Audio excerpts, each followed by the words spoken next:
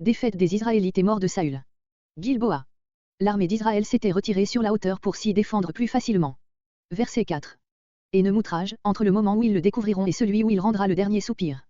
Saisi de crainte, à la pensée de porter la main sur loin de l'Éternel. L'épée, sa propre épée, car l'écuyer se tue ensuite avec la sienne. Verset 6. Tous ces hommes, les 3000 qui l'accompagnaient habituellement, 1 Samuel 26.2. Verset 7. De ce côté de la plaine et de ce côté du Jourdain, sur le versant oriental des montagnes qui bordent la plaine du Jourdain et dans cette plaine elle-même. Il ne peut être question d'un établissement des Philistins à l'est du Jourdain, comme quelques-uns l'ont entendu. Voir une chronique 10.7. Verset 9. Le récit des chroniques, verset 10, ajoute qu'ils exposèrent sa tête dans la maison de Dagon, à Asdod d'après 1 Samuel 5.7. Verset 10. Au mur, à l'intérieur, comme cela semble ressortir de 2 Samuel 21.12 où il est parlé de la place de la ville. Beth-Séan, voir Josué 17.11, dans la vallée, à l'ouest du Jourdain. Ceci montre que les Philistins avaient conquis le pays jusqu'au Jourdain. Verset 12. Se levèrent, en souvenir de l'empressement avec lequel Saül les avait secourus contre les Ammonites, 1 Samuel 11.11. La nuit, parce que le pays était au pouvoir des Philistins. Et ils brûlèrent, peut-être pour empêcher qu'ils ne puissent être reconnus par les Philistins s'ils cherchaient à les retrouver, car ce n'était pas la coutume en Israël de brûler les cadavres. Amos 6.10 se rapporte à un cas tout à fait exceptionnel. Verset 13. Leurs os, qui devaient être consumés, pour être déposés dans le sépulcre de famille dans de meilleurs jours, 2 Samuel 21.12-14. Le tamarisque. Cet arbre était donc encore connu au moment où fut rédigée la relation du fait. Ils jeûnèrent, hommage extraordinaire dicté par la reconnaissance, mais auquel le reste du peuple ne paraît pas s'être associé. Conclusion sur 1 Samuel. Le livre dont nous terminons l'explication est un de ceux dont le mode de narration est le plus admirable et aussi celui dans le récit duquel on a signalé le plus de contradictions. On les explique par la diversité des documents auxquels l'auteur a puisé. Nous avons fait ressortir au fur et à mesure ces différences relevées par la critique. Nous croyons devoir les rappeler ici en terminant. 1 Samuel 1.3 renferme une donnée relative à la personne d'Élie, lequel n'a point encore été nommé. Dans 1 Samuel 1.9 l'expression « le temple de l'Éternel » est une inadvertance qui doit provenir d'un auteur postérieur à l'érection du temple de Jérusalem. Dans 1 Samuel 2.1 il est fait mention de loin, c'est-à-dire du roi, ce qui est déplacé au temps des juges.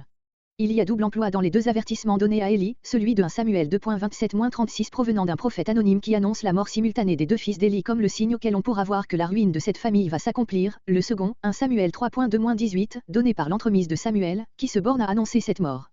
D'après 1 Samuel 4.18, 1 Samuel 5.3, 1 Samuel 6.8-9, l'arche de l'Alliance est tout autre chose que ce qu'elle a paru être précédemment, une caisse renfermant la loi, elle est identifiée avec l'Éternel lui-même, comme une espèce d'idole.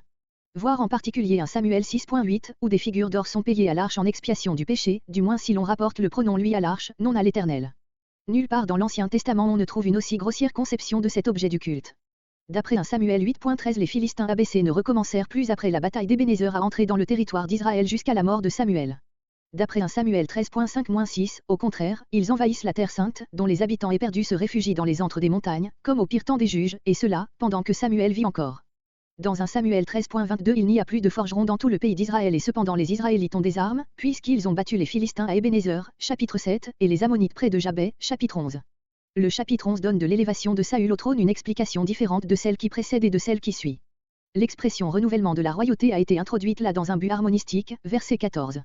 Il y avait trois versions relatives à l'élection de Saül, d'après l'une il avait été choisi par Samuel, selon l'autre il avait été désigné par le sort, la troisième le faisait arriver au pouvoir par son énergie et par l'enthousiasme du peuple. Le récit met bout à bout ces trois légendes. David est introduit sur la scène de deux manières, on pourrait même parler de deux Davids différents, l'un, homme de guerre plein de vaillance, avant d'arriver à la cour, 1 Samuel 16.18, où il est appelé en qualité de musicien, l'autre, jeune berger qui ne compte pas aux yeux de ses proches et qui n'a jamais porté d'armure.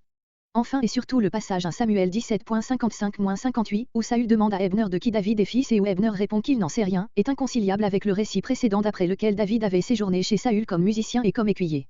La critique moderne accepte ces contradictions apparentes comme réelles et insolubles, elle y trouve même une preuve de la sincérité du rédacteur qui a fidèlement et littéralement conservé le texte de ses sources, sans s'inquiéter ou sans s'apercevoir des contradictions de l'histoire ainsi racontée.